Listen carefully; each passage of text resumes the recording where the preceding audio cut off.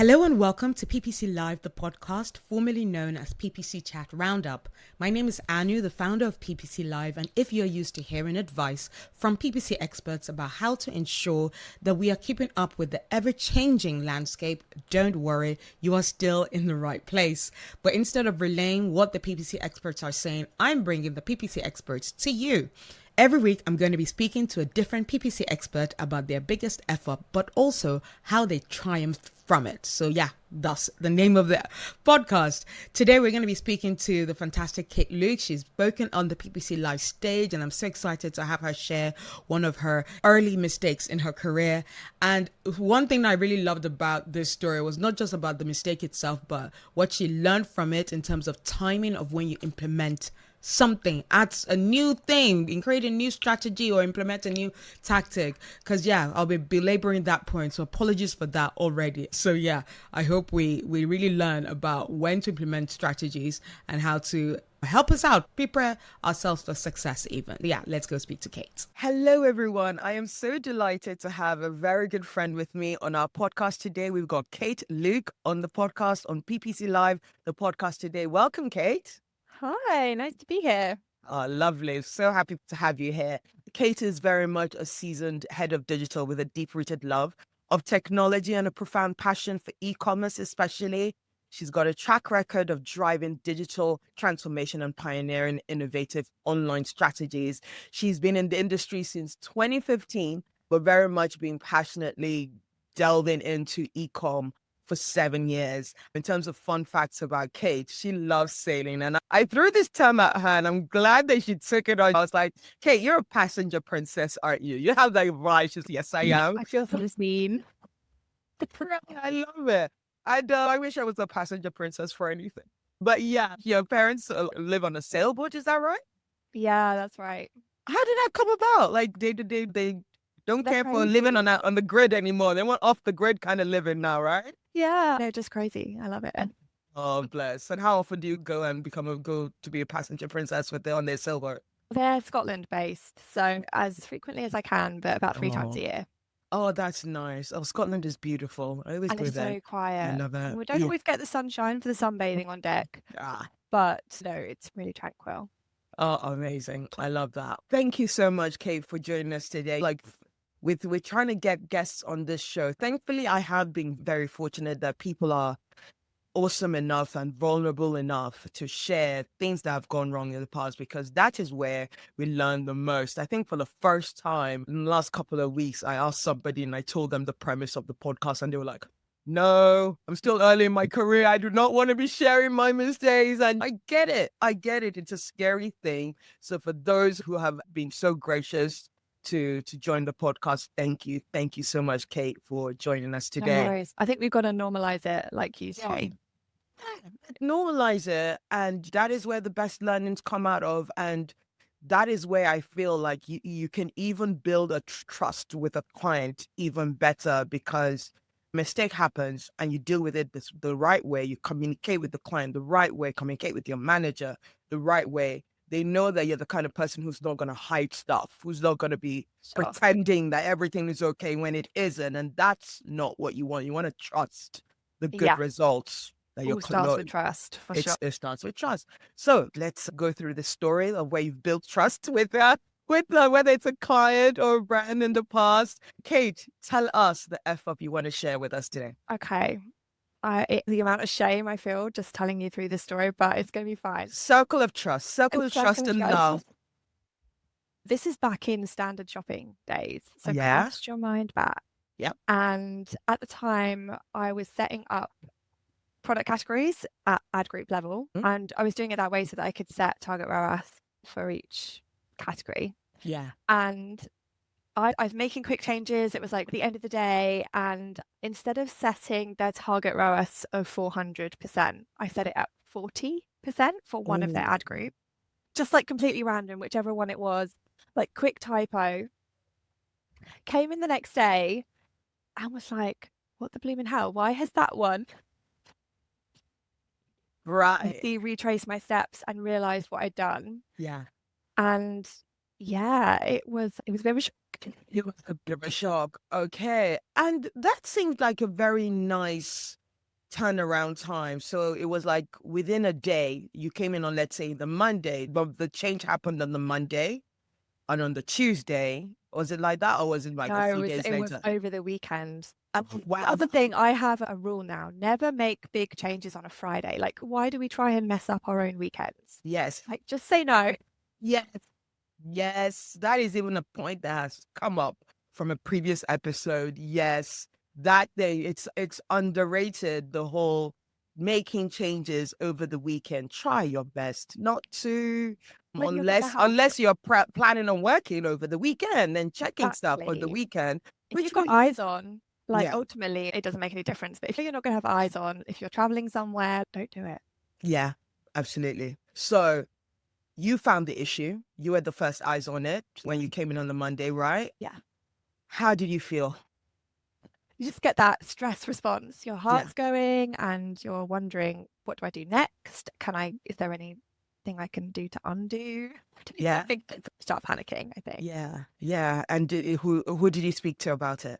So this is really early on in my career, and I knew instantly I would never make that mistake again. Oh. But it was, then you've got the fallout of trying to work out what you do next. So at the time, I'm really lucky because I had these set meetings in on the morning. So I knew I was due to have a call to go through ad account performance. Yeah. So actually it was the perfect time, just like really early doors, talk it through. And yeah, I just spoke straight to the client about it. Okay. So it was even the client. How about a manager in your company? There wasn't even like that internal conversation with the manager. It was straight to the client. Wow. And how did the client take it? Actually, at the time, I'm really lucky because they took it really well. Because what had happened, and I think this is pure luck, is I'd opened up the ad group so much that it had gone out for the first time and found new places to find sales. Okay. So the return was good. Okay. And the other sort of takeaway I think I took from that mistake was, thank goodness, actually sometimes when you expect less, you get more. Okay. And so I was really lucky. They were very much, I think it took us down a bit of a trajectory with their ad account of, just lower all the target ROAS is there. Like almost the lesson was wrong. Oh, okay. So because even though that was a mistake, because it actually generated some positive results, Yeah. let's imitate that with other campaigns. Yeah. Oh, interesting. Yeah, back in standard shopping days, everything was really controlled and you had to decide with manual bidding if you were going to go in one direction or the other. Absolutely. And so it had to be proactive and you had to decide that was right for your account. And I think with this particular mistake, I think it's an important lesson that sometimes we can strangle an account and say, I want too much, and therefore it doesn't give you anything. Yeah. So this was the opposite of that. I was saying, fine, 40% ROAS, no worries. Yeah. But actually what ended up happening was it yielded more sales because essentially it was the first time it had been opened up to that level. Yeah. And yeah, the takeaway from that particular client was, let's just set all the target ROAS low as well. I think now I've been through that journey. We know that relationship between setting what you actually need it to return. That's a really important thing. And then the opposite of that, of using target ROAS as a tool to sort of work around the system. Yeah. So yeah. So I think that's great. I think several lessons there. Number one, don't make changes on a Friday for your mental health. Hey, thumbs up. Thank you for the reaction. I never know when it's gonna come up, but don't make reactions. Be careful about strangling targets. You never know that actually, if you're actually loosening things up, and I think it's actually also in our era of AI, we're like, oh my God, we're under control. We don't want everything. And you're like, actually, you never know.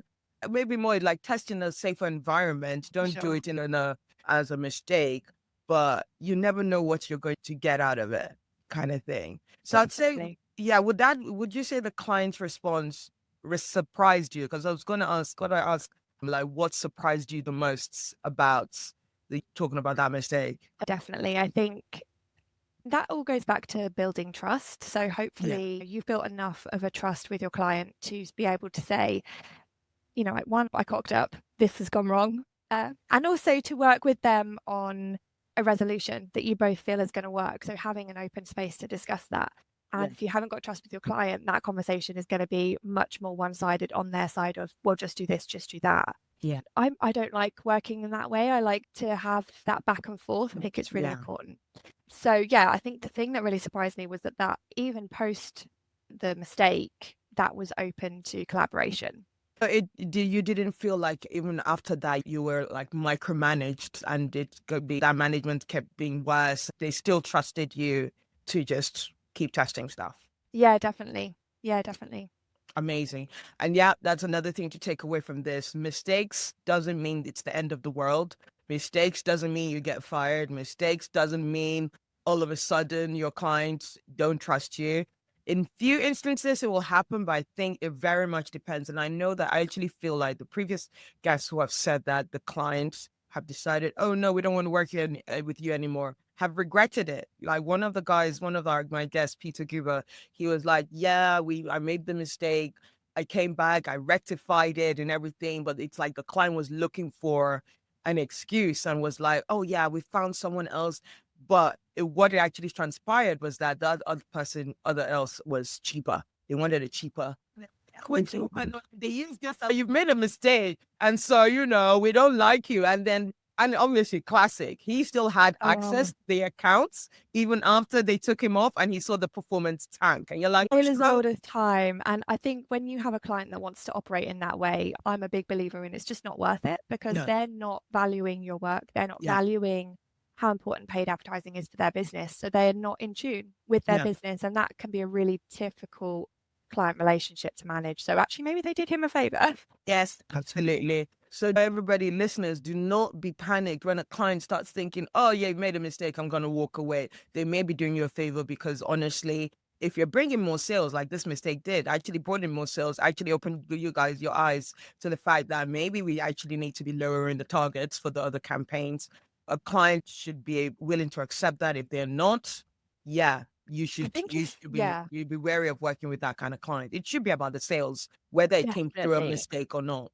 And if I was working within really strict budgets, that mistake might have been a lot more serious. I think at the time I was working for a client that was looking to grow. So that was beneficial for sure. But I think if you had strict budgets and you made a similar mistake, I would totally understand that fear of messing up. But there's no avoiding it. Ultimately, I think these things come out in the wash, and owning it empowers you to then solve it. It's much better to own it up. So someone is going through this kind of issue. If they've messed up, they've come in on the Monday morning, seeing that they made the target like way off from what it should be. What's your advice to them? Go make a coffee. Yeah. Take a breath for sure. I think we're staring at our screen and this thing has happened and it just feels like the world is ending. Yeah. Just get some perspective. Go make a coffee. Maybe not a coffee if you're feeling stressed. Maybe decaf. And just take a breath, because there is a solution, and it's not going to end the world. It's all going to be fine.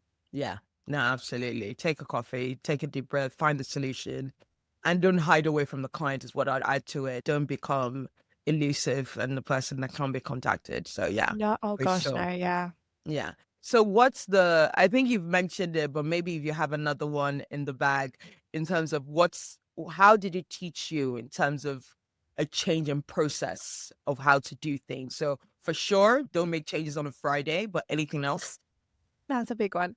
No, I would definitely say the minute I made the mistake and realized I'd made the mistake, I knew I was never going to make it again, because it's such an obvious mistake, and I was embarrassed at how simplistic it was. Fair enough if I was doing something really complicated and I made one little mistake here, but it's something that's really simple, and you start out in PPC and you learn very quickly how to change targets. Yeah. So I think I was embarrassed at the level of the mistake, and even the simple things when we get into that routine and we're doing things quickly, go back and check them. Yeah. Because none of us are immune to a little mess up here and there. So I'd definitely say that lack of concentration could really mess you up. Definitely go back and check even the simplest of things if you're not sure. Amazing. Double check everything. Have a process. Don't make changes on a Friday. Oh my God. Like, I will say that a million times because I am passionate about that. Clients that have come in and been like, on a Friday. We want to do this. I'm like, no, wait till Monday. That is not our job today. Wait And till it's Monday. so Push good that you back. say no. Push back. Because, Yes. yeah, and I've really gotten into a habit. Feed changes. My cutoff is maybe like Thursdays. Yeah. Thursday morning. But you need to be having that conversation. Just, I think of it also as a way of teaching them what the repercussions of doing it later could be. So Yeah. if you're aware, if you make this change, X could happen, and I may not have eyes on it for 48 hours. So it could be an expensive mistake. And explaining the why, I think, is really important. So you're not just being like, I said no. Yeah. You're being like, it's a no, but it's a no for a really good reason. Yes, absolutely. Yeah, guys, say no. Learn to say no. I think, especially with agencies and when you're junior, it can be hard. And maybe work with that with your manager, or make it as part of the discussion as soon as the relationship starts. That, look, we'll be working our best. We'll do our best to do good by you. But there's some things we wouldn't do on a Friday. Some things, not if we're not working on a Friday, but there are just some things like new activations, new things, setting your life. Those are like first few, like where it's important to understand what's happening in the first few days. Let's not do that on a Friday. Let's use Friday to review, make sure everything is ready for the weekend so that we can all be at peace for the weekend kind of thing. So yeah, make those conversations, in my opinion, as early as possible, for sure. So that's a fantastic, great story. And thank you so much, Kate, for that. But yeah, now going into our wider industry and the kind of mistakes that we make as a wider industry. Why do you think it's important for us to talk about these kind of things like mistakes and errors? Do you see anyone talking about them? No, I really don't. And I think we get into an echo chamber on social media. So LinkedIn is a really good example of, here's a loss, but it's really a win. Or everything on there is branding. We know we're trying to position ourselves as the best, or like really successful. It's where else successful. Exactly. Yeah. So I think be careful, be mindful of consuming content on it off those mediums. Yeah. What I would say is it's really important to work with people who make mistakes and own up, because you learn that behavior from them. Yes. And it's actually, one, it's really empowering. You learn loads about yourself, you learn loads about your client and your industry.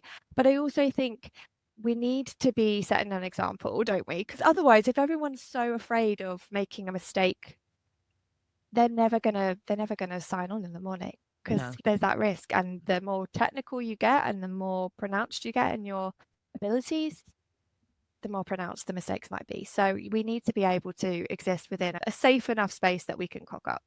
Yeah. And how can managers help with that? Because I imagine, for juniors coming into this industry, especially now, there's a lot that's changing. There's so much fragmentation about the right way of doing things. Like, what's your advice to managers to encourage their juniors coming in to be comfortable with, or to not be stressed in case that they might F up? Because I know, like, I've had that example of where I used to work in an agency. I won't name the name because I think this was a bit embarrassing, where literally I heard an account director tell the junior staff going, yeah, you can't make any mistakes. That it literally, we was like, guys, have no mistakes allowed. We're here to do the best for our client. And you're like, this is so unrealistic. It's so unrealistic. Yeah. I definitely think as a manager, you can, right off the bat, like you would manage with a client, right off the bat, have the conversations to say, you're a human being, mistakes are going to happen. We're expecting that. If it happens, actually, the way that you resolve it is going to be what I'm going to be impressed by, or I'm going to be measuring you on, and make it about how they react after the mistake rather than the mistake itself. And I think you can set that example, because realistically, there might be little bits here and there that you're like, oh, that formula wasn't quite right, or the script didn't do what I wanted it to do. Here's how I'm going to change it. Here's how I'm going to deal with it. And you can set that example straight away. Amazing. I love that. Set that example. It's not even just about talking about it. It's about setting the example.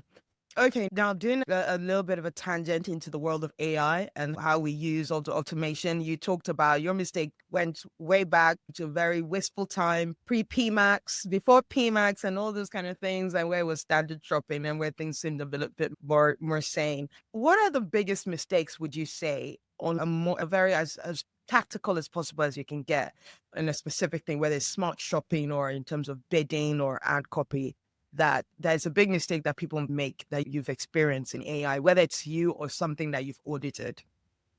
I would say trying to control, like, too many changes. Okay. 100%. Like, changing your mind, chopping and changing, like looking at the data and saying the thing I just set an hour ago and now I'm going to undo and I'm going to redo. I think we're in a time where we need to allow the algorithm to learn and to optimize. And if you've come from my background with standard shopping or SEO, not being able to hack your way around things is actually a really hard lesson to learn. But being able to just take your hands off and go, I've set it, I know what I need it to return. I now need to just give it the space to do it.